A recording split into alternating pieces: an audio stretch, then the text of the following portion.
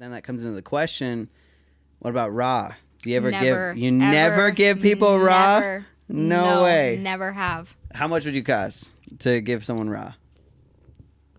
3,000. 3,000. Good know. shit. Well, because what are you going to do with those raw photos? I mean, if you knew how to edit or something, you could edit those photos. But then it's like taking away the art. Exactly. Well, that's what we paid you. That's what we paid you for. Yeah. Exactly. So it's that's like, what we talked about in Professor Ombi's class, and because he's of course an established our professor, and he's an established photographer. He's he's in his 60s or some shit. Maybe 50s, 60s. I don't know. He's in his 60s, I think. Yeah. So, but he's a crazy dude. But he literally said he would not give raw photos under 5. What do you call it? 5 digits, or what do you call it?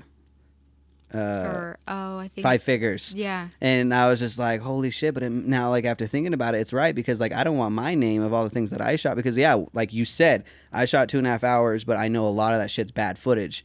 And I don't need to give all that raw footage to someone else that's going to edit and use all those bad shit and use all those things that when they run around like, oh, Gage shot this. And I'm like, yeah, this is a bad shot. Well, no shit. Every shot I shoot isn't perfect. I know, like, you know what I'm saying? Yeah. So it's true. Like, that's exactly why. But it's like, I feel like, for whatever fucking weird reason, you should give it a nice, good price, though, if people want the raw footage. But I do the same thing. I'm like $500-$600 if you want the raw footage. As of now, it will probably definitely go up. But it's just like, I mean, because it's like, it is like, okay, like it's going to hurt your brand name. So like, what is it that how much does it cost, or should I charge, of the possibility of hurting my brand name? You know what I'm saying? I'm like, okay, if they make a bad video, my name's on it. Yeah, exactly. I'll try. I've actually never had, well, I don't think I've ever had anyone ask for the raw footage.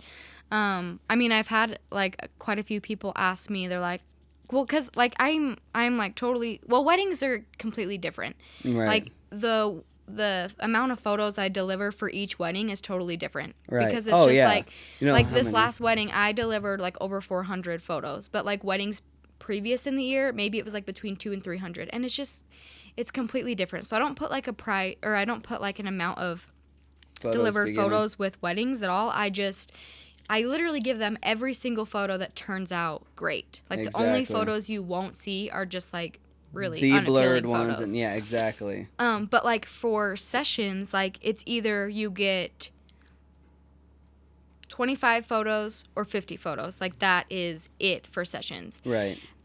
I am a little bit generous. Like I don't even remember what was in your engagements, but I know I over delivered.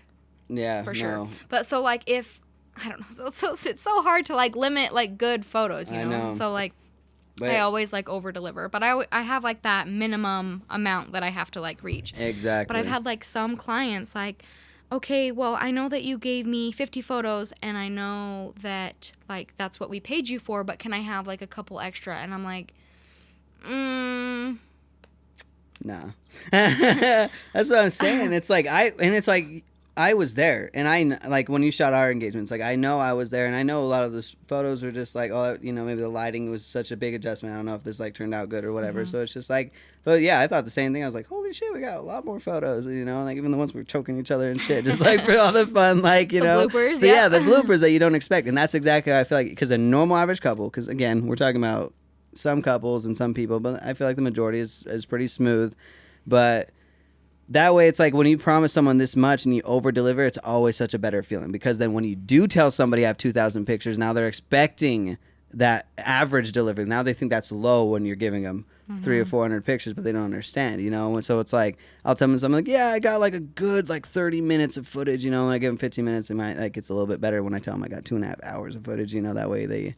You know, because that's just how it is. So it's like, I definitely agree that if you over-deliver, it makes people, the average person anyways, I would say. A little bit happier. A little bit happier. It's just like so exciting. Like, oh my gosh, she caught that silly moment. Oh my gosh. And it's not like, what about that time I pushed her and she didn't capture that shit? Like, or whatever we might be doing goofing off. But it's kind of upsetting, so...